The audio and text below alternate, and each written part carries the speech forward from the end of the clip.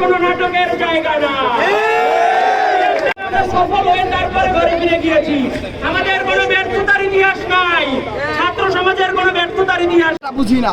অন্যান্য দেশে দেখেন বলে না বন্ধু কার সাথে হবে, আমার চরিত্র যেমন ইন্ডিয়ার সাথে আমাদের বন্ধুত্ব, ইন্ডিয়ার সাথে আমাদের কোঠার কাছাকাছি মিল আছে। অন্যান্য আপনি উন্নত রাষ্ট্রে দেখেন, যারা চীন আছে, অন্যান্য রাষ্ট্রে দেখেন যাদের কোঠার মাত্রা খুবই কম, 5% 10%-এর মধ্যে। কিন্তু কীভাবে একটা আমাদের অনুন্নত দেশ, আমরা বলি তো মুখে উন্নত দেশ, কিভাবে অনুন্নত দেশ হয়েও আমরা 56% কোটা দিয়ে দিতে পারি, এটা আমি বুঝি না।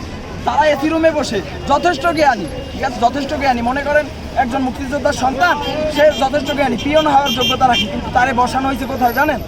প্রিন্সিপালের আসনে। সে এখন বলতেই পারে কোটা সংস্কার এটা অযৌক্তিক একটা দাবি।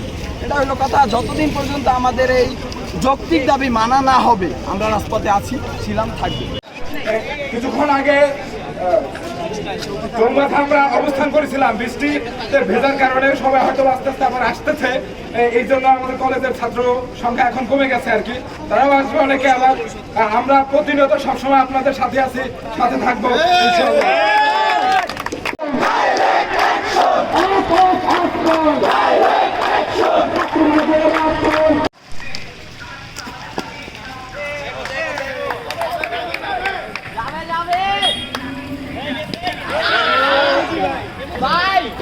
আমাদের দাবি, আমরা এখানে এক দফা দাবি নিয়ে দাঁড়াইছি যে সকল সরকারি চাকরিতে, শুধু প্রথম এবং দ্বিতীয় শ্রেণীতে না, সমস্ত শ্রেণীতে, সকল গ্রেডে, প্রথম, দ্বিতীয়, তৃতীয়, চতুর্থ সব শ্রেণীতে বৈষম্যমূলক যে কোটা আছে, এই বৈষম্যমূলক কোটা বাতিল করে সংবিধান অনুযায়ী ক্ষুদ্র নৃগোষ্ঠী এবং প্রতিবন্ধীদের কোটা সর্বনিম্ন পর্যায়ে নামিয়ে এনে সংসদে আইন পাশ করে এই সংস্কার করা হবে। আমরা আমাদের এই এক দফা দাবি।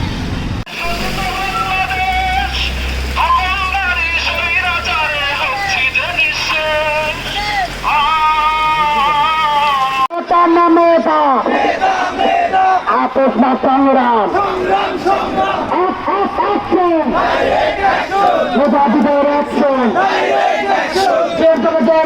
আমরা সুনির্দিষ্ট করে বলতে চাই, সরকারি সমস্ত গ্রেডের চাকরির ক্ষেত্রে কোটা ব্যবস্থাটাকে সর্বনিম্ন মাত্রায় আনতে হবে।